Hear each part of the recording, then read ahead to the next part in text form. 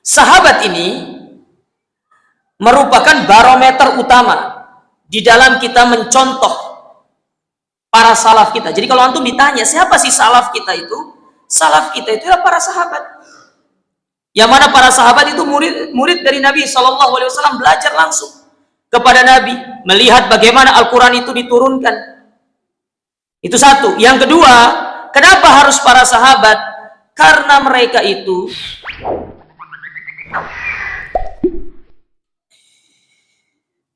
Assalamualaikum warahmatullahi wabarakatuh. Alhamdulillahi ala ihsani wa syukru lahu ala taufiqihi wa amtinani. Wa asyhadu an la ilaha illallah wahdahu la syarika lahu ta'ziman li sya'nih. Wa asyhadu anna Muhammadan ad-da'i ila ridwani. Allahumma salli wa sallim wa ala alihi wa ashabihi wa ikhwani.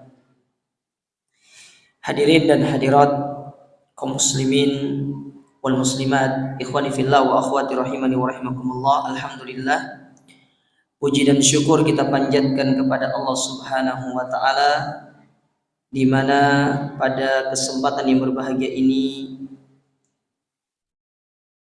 Allah Subhanahu wa taala memberikan kita berbagai macam nikmatnya.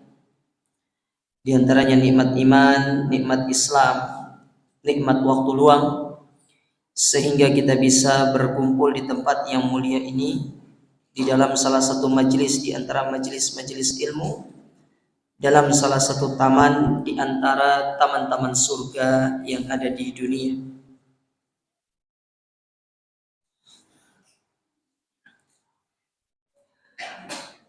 Pernah dikatakan kepada Al-Imam Asy-Syafi'i, sebagaimana hal ini dikatakan oleh Imam Malik, ketika Imam Malik mendapati Imam Asy-Syafi'i adalah orang yang sangat cerdas, di mana beliau berhasil menghafal Muwatta, yaitu kitab hadis yang ditulis oleh Al-Imam Malik.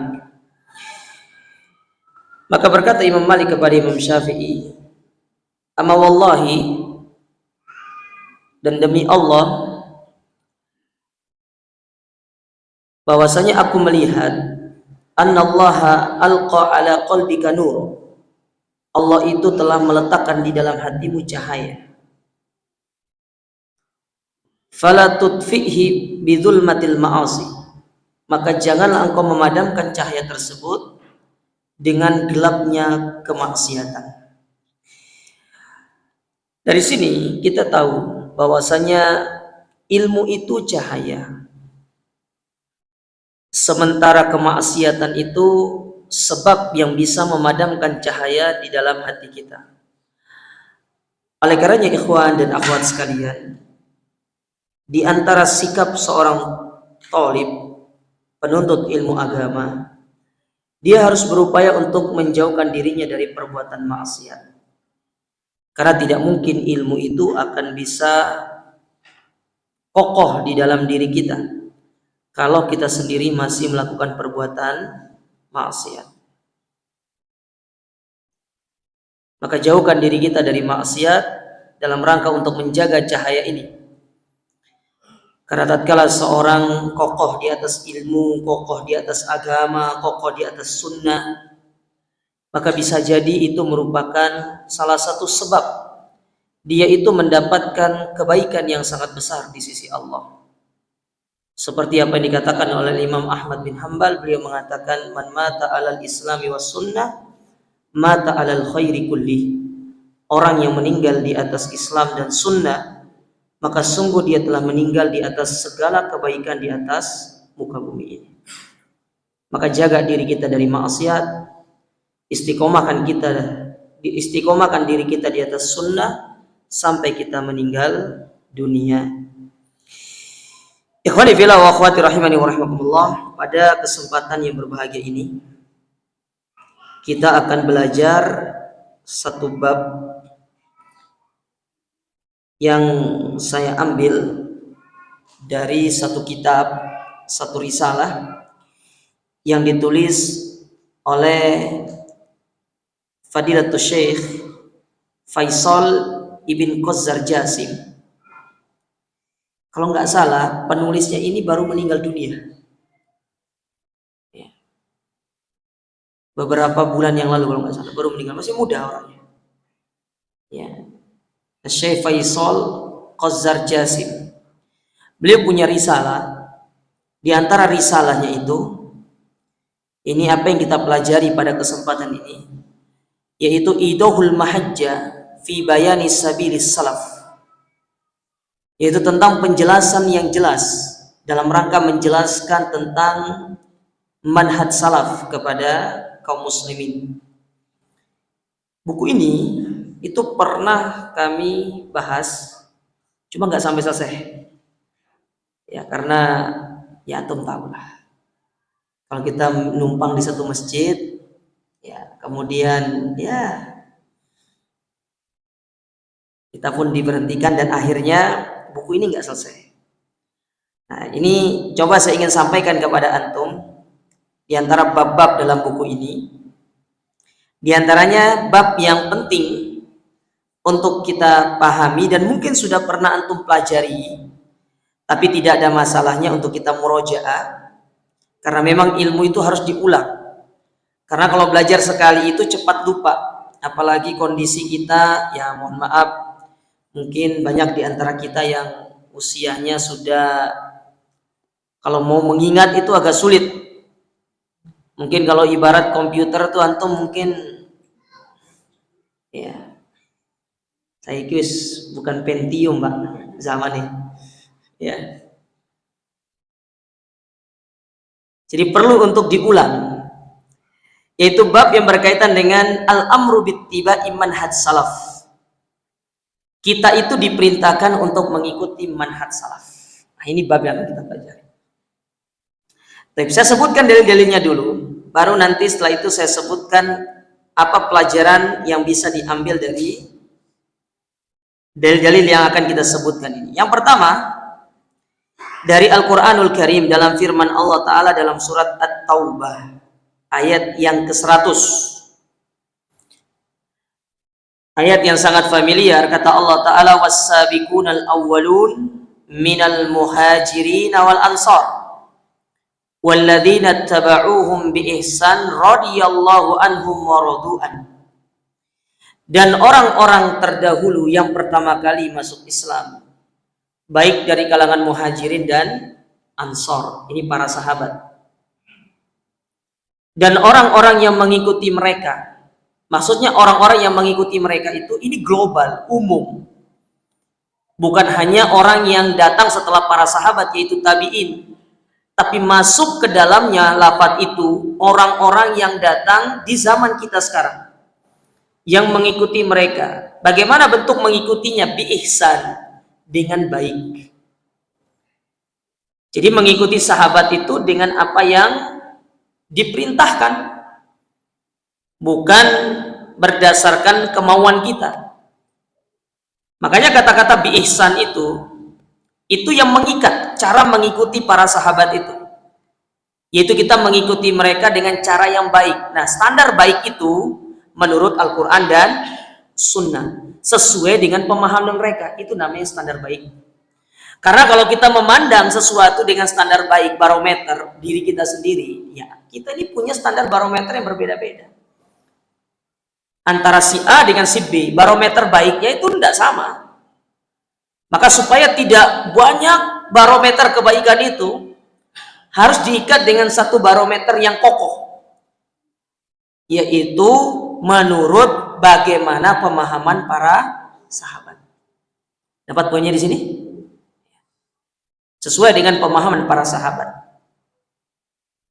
Kenapa harus mereka? Radhiyallahu anhum wa radu'an, karena mereka diridhoi sama Allah. Dan Allah ridho, dan mereka pun ridho kepada Allah Subhanahu wa taala sebagai Rabb mereka. Nah, ini ayat yang pertama. Ayat yang kedua, dalam surat An-Nisa ayat yang ke-115. Dalam surat An-Nisa pada ayat 115,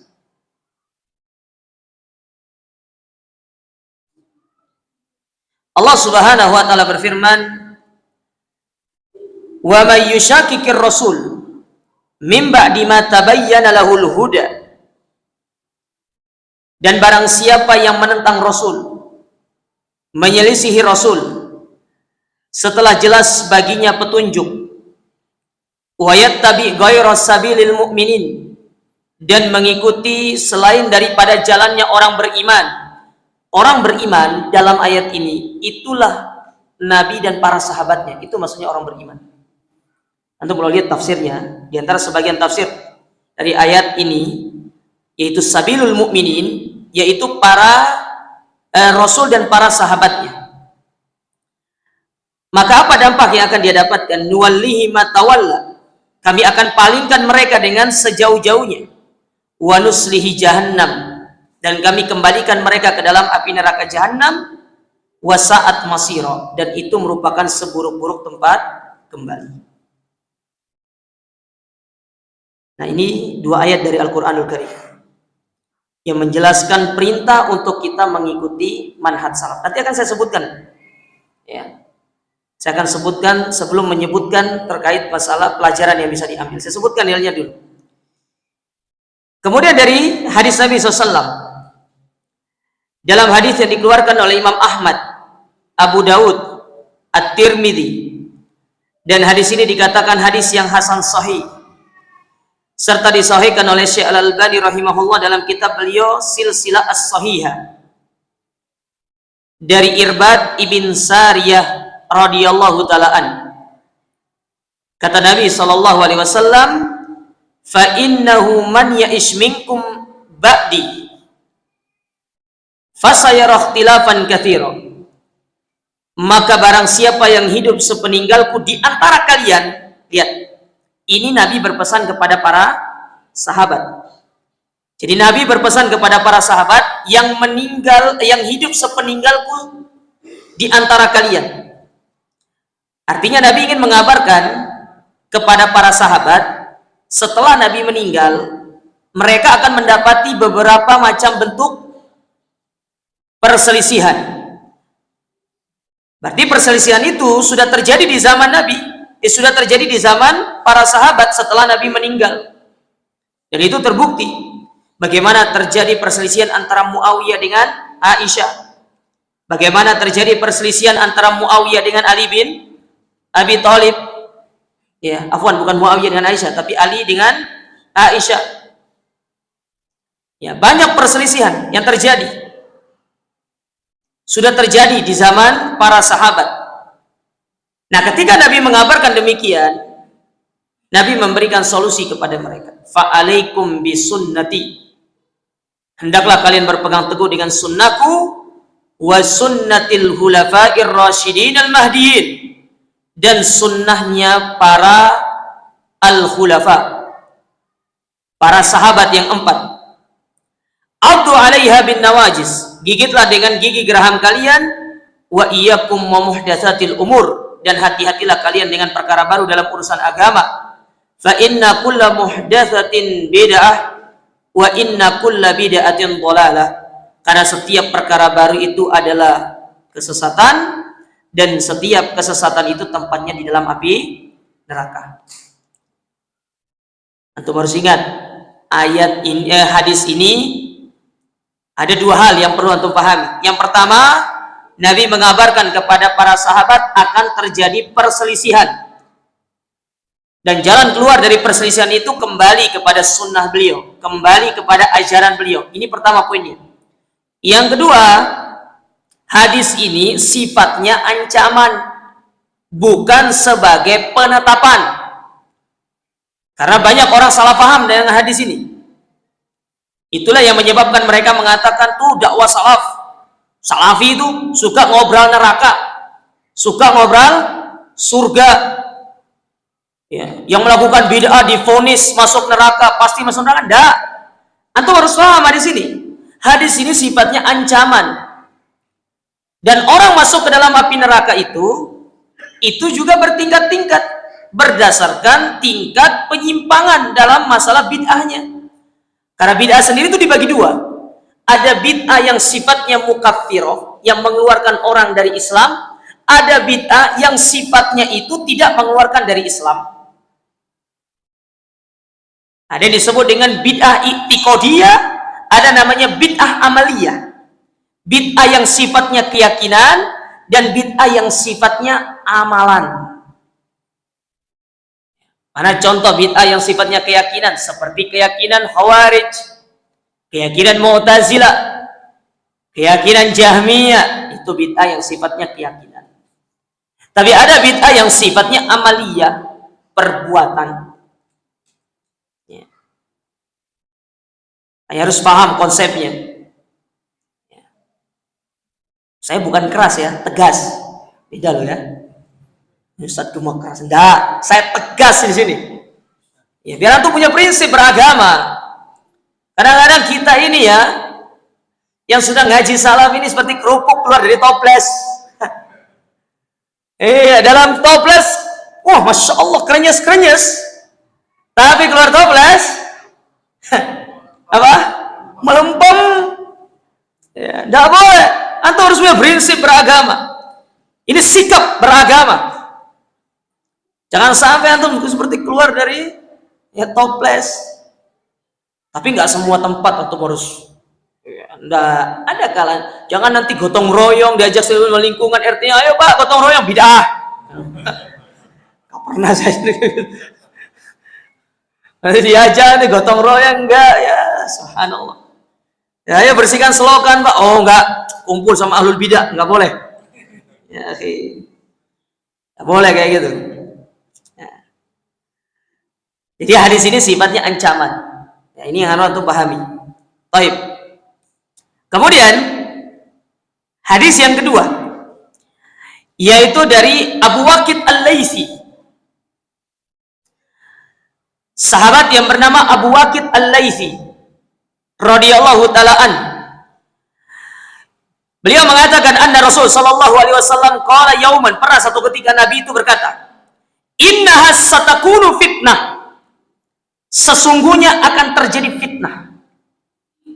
Ya, ingat fitnah itu jangan diartikan kita itu mengatakan sesuatu yang tidak ada pada saudara kita. Bukan semata-mata itu namanya fitnah. Fitnah itu banyak ya. Fitnah itu bisa berupa musibah, itu namanya fitnah. Ya, atau fitnah itu adalah kematian, itu namanya fitnah. Tapi fitnah yang dimaksud dalam hadis ini yaitu perpecahan. Itu namanya fitnah. Ya, perpecahan. Makanya ada sebuah ungkapan dari kalangan para ulama. Apa kata para ulama?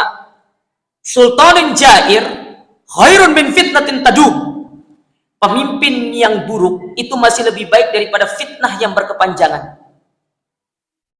Dari ucapan ini, para ulama mengambil satu pelajaran mengapa diharamkan yang namanya demonstrasi. Karena orang kalau demonstrasi kacau negara. Antum pernah lihat Mesir sampai hari ini? Baik nggak? Nggak baik. Ya, buruk sampai hari ini. Karena dia membangunkan fitnah. Andai kata dia bersabar menghadapi pemimpinnya pada waktu itu, niscaya kondisinya akan tetap baik-baik saja. Tapi sampai sekarang coba. Makanya pemimpin yang zalim itu masih lebih baik daripada fitnah yang berkepanjangan. Kita tidak bisa ngapa-ngapain aja mas. Kita melihat Irak sampai hari ini gimana? Yaman, Libya, ya. Antum masih mendingan sholat bawa AC. Orang sana mau sholat, apa yang dilihat? Ada rudal gak ya? Kita kalau mau sholat, lihat atas itu hujan air. Kalau sana lihat hujan rudal. Nah, makanya ini bahayanya fitnah itu. Jangan dibangunkan. Perat. Ya. Qalu, maka mereka para sahabat bertanya, fa kaifa lana ya Rasulullah? Au kaifa nasna? Lalu apa yang harus kami lakukan ketika terjadinya fitnah itu? Qala, maka Nabi SAW mengatakan ini, kaidah ini. Tarji'una ila amrikumul awal. Kembali kalian kepada urusan yang pertama. Apa maksudnya urusan yang pertama? Kembali kepada sunnah Rasul kalian. Itu maksudnya. Kembali. Pegang dia. Ya. Karena di situ solusinya. Kalau terjadi fitnah, kembali kepada sunnah Rasul, kembali kepada ajaran Nabi SAW.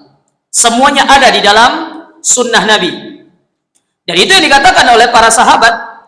Di antaranya apa dikatakan oleh Abdullah bin Mas'ud radhiyallahu ta'ala an, ketika dalam haji wada selesai Nabi berkhutbah, Nabi mengatakan, ya, kami telah menyampaikan seluruhnya kepada kalian. Maka sahabat Abdullah bin Mas'ud mengatakan, hatat tayr yuqallibu janahaihi fis sama illa qad buyyina lahu ilmuhu. Sampai burung yang mengepakkan kedua sayapnya, itu semuanya telah dijelaskan ilmunya oleh Nabi SAW.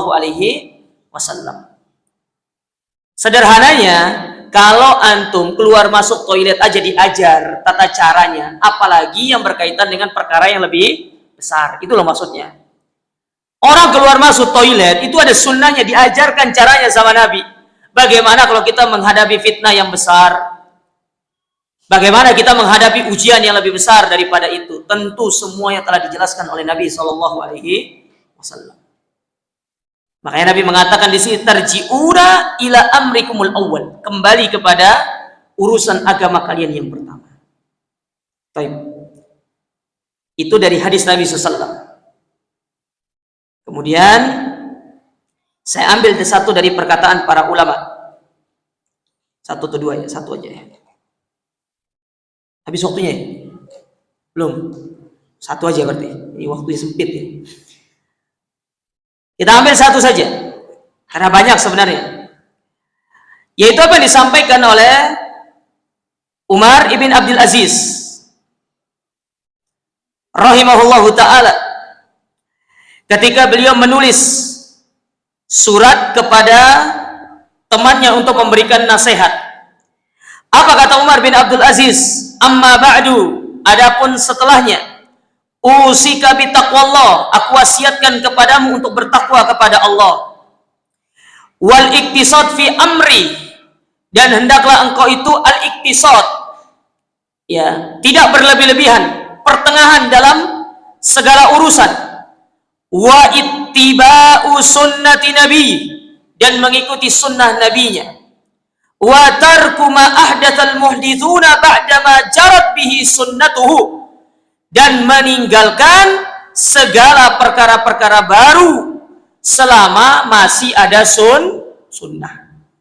Jadi selama ada sunnah, tidak boleh mengerjakan perkara baru dalam urusan agama. Ngapain untuk mengerjakan? Cukupkan diri dengan sunnah, karena sunnah itu terlalu banyak. Doa yang sesuai sunnah, zikir sesuai sunnah, salat sesuai sunnah, itu terlalu banyak untuk kita amalkan. Cukupkan diri dengan yang ada. Jangan buat sunnah-sunnah baru. Sudah nggak diterima, capek, lelah. Bukan dapat pahala, dapat dosa. Cukupkan diri dengan sunnah. Zikir yang diajarkan sama Nabi terlalu banyak untuk kita hafal. Amalan-amalan yang lainnya itu terlalu banyak untuk kita amalkan. Tidak usah mengerjakan amalan-amalan yang tidak ada sunnahnya dari Nabi SAW. Selama masih ada sunnah, kerjakan. Wa kufu mu'natahu fa'alaika biluzumi sunnah, dan hendaklah kalian benar-benar menjaga diri kalian dari perkara-perkara yang jauh dari sunnah, berpegang teguh dengannya. Fa innaha laka bi'idnillahi ismah, karena sesungguhnya dengan berpegang teguh dengan sunnah, itulah akan menjadi sebagai benteng buat kita, pelindung bagi kita, yang akan membentengi kita dari terjatuh ke dalam perbuatan-perbuatan yang menyimpang. Nah, ini wasiat Umar bin Abdul Aziz kepada sahabat beliau ketika memberikan wasiat. Apa pelajaran yang bisa kita ambil dari bab ini? Yang pertama, dikatakan di sini, fi ayatit taubah anna ridallahi ta'ala ala man ja'a ba'da sahaba muqayyidun bittibaihim bi ihsan. Di dalam surat At-Taubah ayat yang ke-100 tadi, Allah Ta'ala menjelaskan tentang ridhonya, yang mana ridho Allah itu datang setelah kita mengikuti para sahabat. Mengikuti para sahabat. Allah kalau ingin ridho sama kita, caranya mengikuti para sahabat. Pertanyaannya gini, kenapa kok ngikuti sahabat? Kenapa nggak ngikuti Nabi? Karena apa yang dilakukan oleh sahabat itu semuanya dari siapa? Dari Nabi. Maka coba lihat apa kata Imam Ahmad bin Hanbal dalam kitab beliau Ushulus Sunnah, ketika beliau mengatakan tentang dasar-dasar sunnah. Menurut kami, kata beliau langsung mengatakan at-tamassuku bima kana alaihi ashabu Rasulillah, berpegang teguh dengan apa yang para sahabat Nabi berada di atasnya. Imam Ahmad tidak mengatakan berpegang teguh kepada Nabi, tapi berpegang teguh kepada apa yang berada para sahabat di atasnya. Sahabat disebutkan karena mereka itu merupakan generasi awal yang mewariskan sunnah Nabi itu kepada kaum muslimin. Oleh karenanya para jamaah sekalian, sahabat ini merupakan barometer utama di dalam kita mencontoh para salaf kita. Jadi kalau antum ditanya siapa sih salaf kita itu? Salaf kita itu adalah para sahabat. Yang mana para sahabat itu murid dari Nabi SAW, belajar langsung kepada Nabi, melihat bagaimana Al-Quran itu diturunkan. Itu satu. Yang kedua, kenapa harus para sahabat? Karena mereka itu mendapatkan legalitas langsung dari Allah Ta'ala di dalam Al-Quran. Bahkan sebelum mereka itu diciptakan oleh Allah, Allah sudah menyebutkan tentang para sahabat. Dalam akhir dari surat Al-Fat, ketika Allah Ta'ala mengatakan Muhammad Rasulullah, Muhammad itu utusan Allah, walladzina ma'ahu, dan orang-orang yang bersama beliau. Siapa bersama beliau? Sahabat. Disebutkan ciri-cirinya.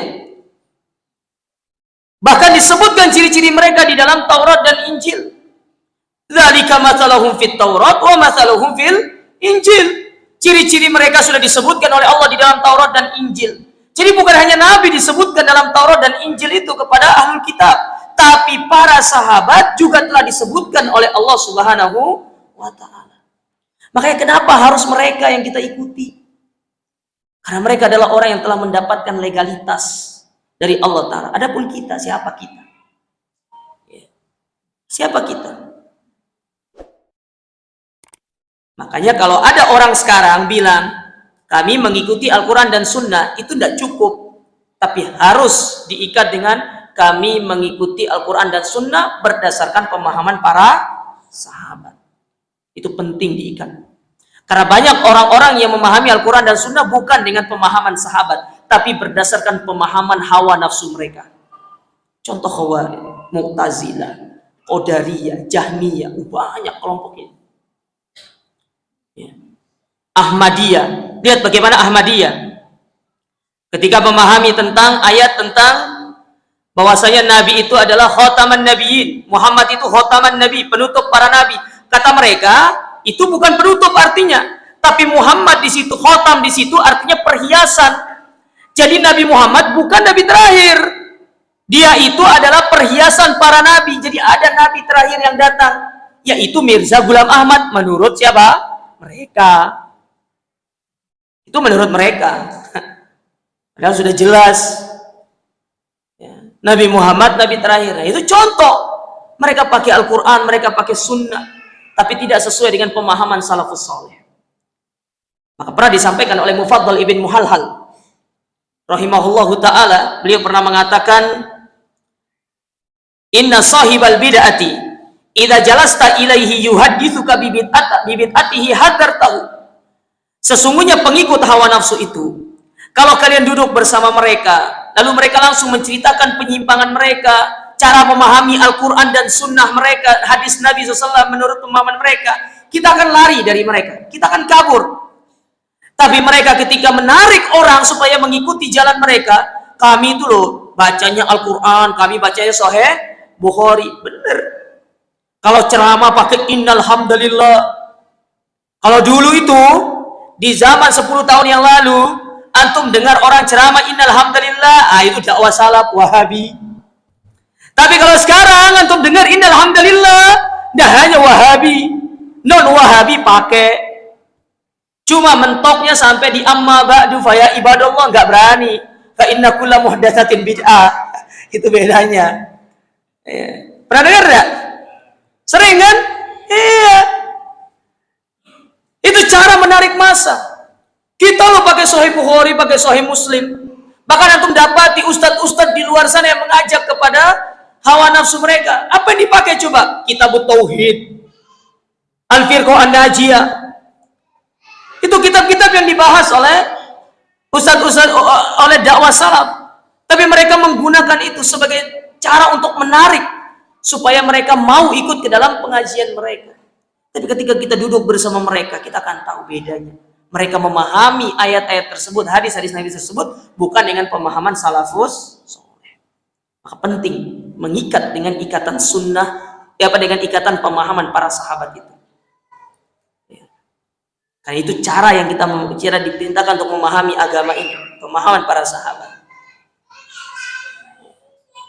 Makanya di situ poin pertama bab ini di dalam surat At-Taubah itu sebagai cara mendapatkan ridho Allah. Kita harus mengikuti pemahaman para sahabat dan mereka lah salaf kita. Jadi kalau untuk ditanya siapa sih salaf kita itu, jawabannya itu Rasul dan para sahabat. Itu salaf itu.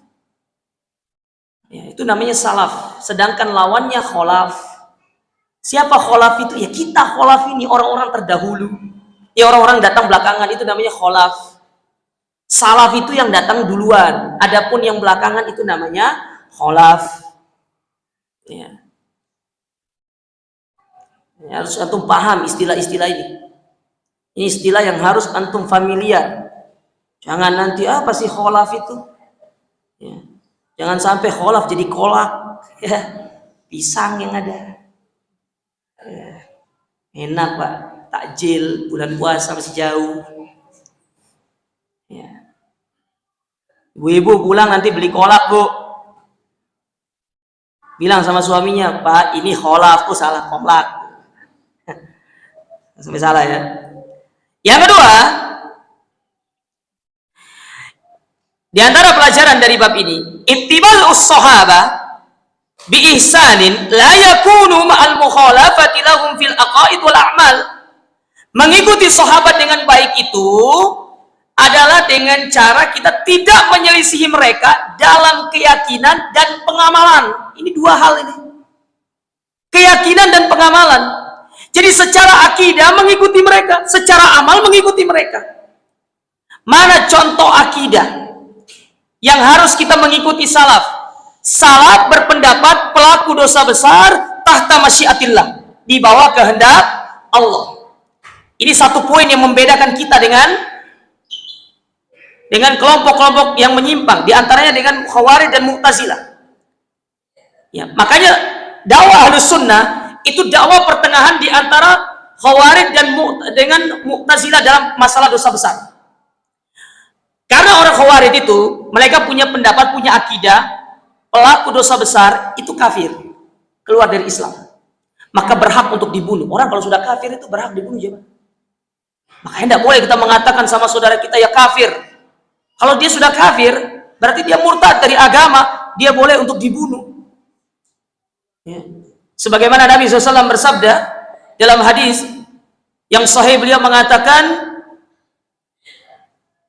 3 cara untuk kita itu membunuh orang dengan cara yang syar'i. Yang pertama, pezina yang sudah menikah dirajam sampai mati. Yang kedua, hukum kisos. Dan yang ketiga, orang yang murtad. Orang murtad keluar dari Islam itu boleh dibunuh. Hanya sembarangan kita mengatakan kafir kepada orang. Nah, itu Khawarij. Mu'tazilah beda. Mu'tazilah punya keyakinan pelaku dosa besar itu tidak Islam, tidak kafir. Mereka kenal dengan istilah manzilatun baina manzilatain, satu di antara 2 tempat. Tapi antara Khawarij dengan Mu'tazilah di akhirat mereka punya satu kesamaan. Pelaku dosa besar sama-sama kekal di dalam api neraka. Makanya para ulama mengatakan Mu'tazilah itu bancinya Khawarij. Bel tanda kiamat ini. Cepat banget. Azan dulu.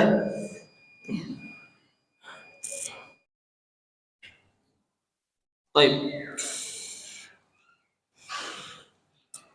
Kita lanjutkan sedikit. Ya. Jadi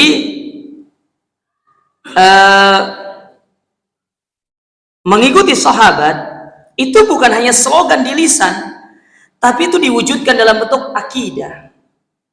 Seperti tadi saya contohkan. Ya. Banyak di antara kita mengatakan mengikuti sahabat, tapi tidak mengikuti secara akidahnya. Yang mana akidah para salaf itu meyakini pelaku dosa besar itu tahta masyiatillah. Insya'a adzabahu wa insya'a ghafarah. Kalau Allah berkehendaki Allah azab, kalau Allah berkehendaki malah Allah ampuni. Yang jelas pelaku dosa besar itu tidak kekal di dalam api neraka. Dan dia di dunia statusnya adalah mukmin naqisul iman, yaitu seorang mukmin tapi yang sedang kurang imannya. Nah, ini akidah namanya, keyakinan. Begitu pula sama dengan masalah ayat yang berkaitan dengan pemimpin, di mana para sahabat memahami orang-orang yang tidak menerapkan syariat Islam, yang tidak berhukum dengan hukum Islam, mereka itu secara umum tidak kafir, mereka hanya terjatuh ke dalam dosa besar, meskipun nanti ada pembagiannya lagi. Bagaimana hukum mereka secara mendetail itu nanti disebutkan oleh para ulama. Tapi secara umum, orang-orang yang tidak berhukum dengan hukum Islam, dia tidak kafir. Dia terjatuh ke dalam perkara dosa besar. Tapi berbeda dengan sebagian akidah yang menyimpang, akidah-akidah yang bid'ah, yang mana mereka meyakini orang-orang yang tidak berhukum dengan hukum Islam itu keluar dari agama dan mereka kafir, maka berhak untuk diperangi. Nah, ini contoh. Ya. Salah satu akidah yang menyimpang dari akidahnya para sahabat. Kemudian dari sisi pengamalan, begitu pula kita beramal mengikuti bagaimana amalannya para sahabat di dalam mereka beramal. Karena para sahabat itu terkenal dalam mengikuti Nabi Shallallahu Alaihi Wasallam. Bahkan dalam perkara yang itu sifatnya duniawi, mereka para sahabat itu antusias mengikuti Nabi. Saya sering memberikan contoh tentang Anas bin Malik. Anas bin Malik itu 10 tahun sama Nabi. Kata Anas bin Malik, aku lihat Nabi suka makan labu, padahal aku nggak suka makan labu. Tapi karena Nabi suka makan labu, aku ikut makan labu. Karena ingin ittiba sama Nabi SAW. Padahal Anas bin Malik makan labu juga nggak masuk surga, nggak makan labu juga nggak masuk neraka. Kayak kita ittiba sama, saya lihat Ustadz Fulan begini, saya ingin. Lantaran karena lihat Ustadz Fulan suka makan jengkol, antum udah suka makan jengkol, akhirnya antum ikut makan jengkol. Padahal antum sendiri nggak suka makan jengkol. Itu namanya berusaha untuk mengikuti dalam hal-hal yang sifatnya duniawi. Lihat bagaimana ittiba para sahabat. Bagaimana Umar bin Khattab ketika hendak mencium Hajar Aswad. Ya, selesai tawaf atau lagi tawaf itu mau memulai tawafnya itu cium Hajar Aswad. Mengatakan kepada Hajar Aswad itu, wallahi inni la'alamu annaka hajarun la tanfa' wa la tadur. Demi Allah, aku tahu kamu itu hanya sebuah batu, tidak memberikan manfaat, tidak pula memberikan kemudaratan. Laula anni ma ra'aitu Rasul sallallahu alaihi wasallam yuqabbilu ma qabbaltuka. Andai kata aku tidak melihat Nabi menciummu, aku tidak akan pernah menciummu. Lihat bagaimana ittibanya para sahabat kepada Nabi Shallallahu Alaihi Wasallam. Nah, kita mengikuti para sahabat karena mereka mengikuti Nabi SAW. Jadi antum beragama itu mengikuti para sahabat, pengamalan para sahabat. Jangan mengikuti pengamalan orang-orang selain mereka. Para sahabat yang diikuti karena mereka adalah orang yang sempurna di dalam mempraktekkan agama yang mulia ini. Dalam bab apapun untuk lihat para sahabat, mereka adalah orang yang sangat antusias, tidak kayak kita. Makanya disebutkan oleh Syekh Ibrahim Ar-Ruhaili di antara faedah dari daurah kemarin itu di Batu itu. Ya, beliau mengatakan begini. Kana salaf yas'aluna Rasul sallallahu alaihi wasallam an afdalil a'mal. Dulu para sahabat mereka bertanya kepada Nabi SAW tentang amalan-amalan yang paling afdol. Ya Rasulullah, apa amalan yang paling afdol? Apa yang amalan yang paling utama? Berbeda sama orang sekarang. Wa kanal khalaf yas'aluna ya an arkhasil a'mal, bertanya tentang amalan yang paling ringan. Ustadz, kira-kira amalan yang paling mudah apa? Tidak bertanya amalan yang paling afdol, tapi bertanya amalan yang paling ringan. Orang dulu bukan bertanya amalan paling ringan, bertanya amalan yang paling afdol. Andai kata kita itu diperintahkan untuk memilih antara tayamum dengan wudhu, insya Allah banyak orang yang pilih tayamum karena lebih mudah. Betul atau tidak? Iya. Banyak karena lebih mudah. Andai kata kita bisa memilih 5 sholat ini, pasti banyak orang yang akan memilih sholat itu yang paling sedikit rakaatnya. Terbukti kok. Sholat di mana? Saya mau sholat di sana. Loh, kenapa tidak di Nurul Sunnah? Waduh, lama.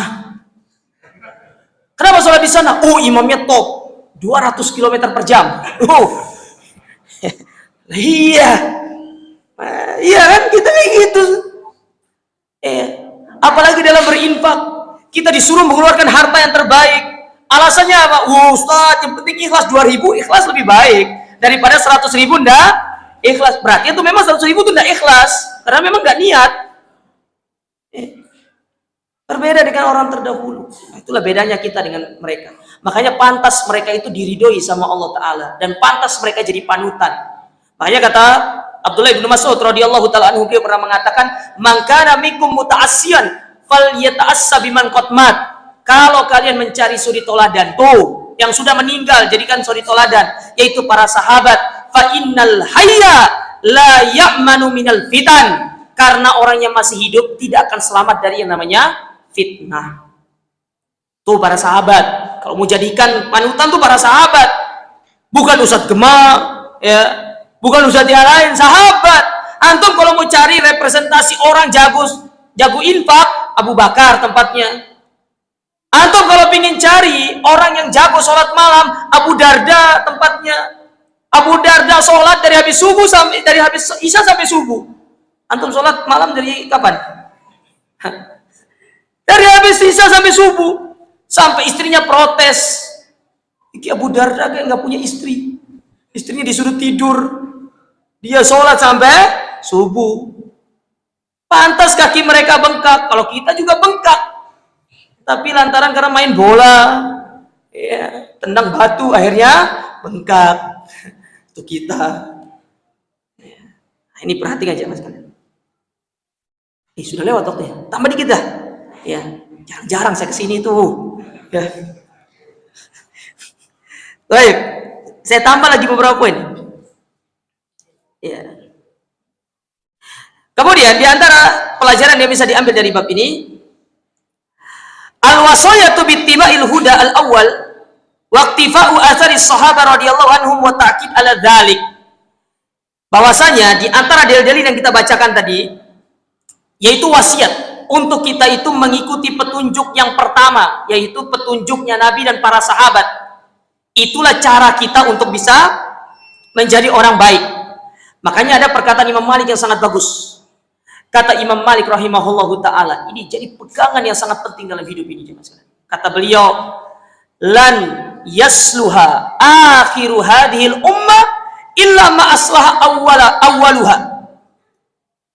Tidak akan pernah baik akhir dari umat ini kecuali apa yang menjadikan baik pada permulaannya. Apa yang menjadikan umat ini baik pada permulaan? Al-Quran, Sunnah, dan ittiba kepada Nabi Sallallahu Alaihi Wasallam. Lihat bagaimana ketika mereka mencoba untuk tidak ittiba kepada Rasul, mereka langsung ditegur sama Allah Ta'ala dalam perang Uhud. Nabi hanya bilang, menang kalah jangan turun. Cuma bilang gitu Nabi itu, menang kalah tidak usah turun. Lantaran karena turun, melihat ada para sahabat sedang mengumpulkan harta rampasan perang. Artinya mereka itu menyelisih sunnah Nabi karena terpesona dengan urusan apa? dunia. Dan itu sering terjadi di zaman kita. Banyak orang itu meninggalkan sunnah karena urusan dunia. Ingat, dunia itu disebutkan oleh para ulama, hulwatun hadiratun, memanjakan mata dan hijau dunia itu. Makanya ada istilah rumput tetangga lebih hijau. Ya. Dunia itu hijau, jamaah sekalian. Banyak orang menjual agama yang lantaran karena dunia. Hati-hati. Nabi hanya bilang jangan turun. Itu toh Nabi mengatakan, berpesan jangan turun. Ketika mereka memilih turun, apa yang terjadi? Allah hinakan langsung mereka, membuat mereka kalah dalam perang Uhud itu. Padahal sudah dengan pedenya mereka datang ke Uhud pasti akan menang. Nah, kita pun demikian. Banyak di antara kita sekarang ini menginginkan kejayaan, menginginkan kemuliaan. Tidak bisa. Maka benar kata seorang penyair Abu Latahiyah, yang mana Abu Latahiyah ini pernah memberikan sebuah syair kepada Harun ar-Rasyid, yang membuat Harun ar-Rasyid itu menangis dengan syairnya. Di mana syairnya pernah mengatakan, tarjun najata walam tasluk masalikaha innas safinata la tajri alal yabas. Engkau menginginkan jalan keselamatan, menginginkan jalan kemuliaan, tapi kalian tidak melalui jalan tersebut dengan cara yang benar. Menginginkan kejayaan, tapi bukan melalui jalan yang menghantarkan kepada kejayaan, tapi kepada kehinaan. Lalu beliau mengatakan, ingat, namanya perahu itu tidak akan pernah berjalan di atas pasir. Perahu itu berjalan di atas apa? Air. Perahu itu tidak berjalan di atas pasir. Perahu itu berjalan di atas air. Ketika diberikan nasihat ini oleh Abu Latahiyah kepada Harun ar-Rasyid, nangis beliau. Mengingat betapa pentingnya kita itu melalui jalan kebenaran untuk bisa mencapai kejayaan. Maka benar kata Imam Malik tadi. Kita umat Islam ini secara jumlah banyak. Tapi apa artinya jumlah banyak kalau tidak ada kualitasnya? Antum bandingkan 300 lawan 1000 waktu perang Badar. Antum bandingkan di perang Yarmuk. Jauh nominalnya. Tapi mereka dimenangkan oleh Allah Ta'ala bukan karena jumlah, tapi karena kualitas mereka, ittiba mereka kepada sunnah Nabi SAW. Maka saya katakan, kalau pingin Islam, kaum muslimin, kita itu jaya di atas muka bumi ini, hanya satu, tarji'u ila amri dinikum, kembali kepada urusan awal dari agama kalian, Al-Quran dan Sunnah, dan kita kembali ke pemahaman salafus soleh. Ya. Nah, ini Ustadz Fajar sudah datang memberikan kode supaya selesai. Ya, siap Ustadz. 2 poin lagi Ustadz. Ya. Ya. Poin sebelum terakhir. Ya. Dikatakan di sini, anna sunnata tajma'ul muslimin wal ahwa wal bid'ah tufarriquhum wa tulki bainahum al adawa wal baghdha. Bahwasanya sunnah itulah yang menyatukan kaum muslimin. Adapun hawa nafsu, kebid'ahan itu yang memecah belah kaum muslimin. Makanya tidak ada istilah ihtilafu ummati rahmah. Gak ada istilah itu. Itu hadis yang palsu bin maudu. Ya. Itu hadis palsu kodrat dari situ. Kalau memang perselisihan itu rahmat, katanya berselisih rahmat. Ada yang berselisih dengan kita itu sudah gontok-gontokan kok. Oh itu masjidnya tutup, kajiannya blokir, ya. Katanya ihtilafu ummati rahmah. Ini contoh orang gak konsisten dengan ucapannya. Gak ada ceritanya. Orang berselisih itu pasti akan ada rahmatnya. Gak ada.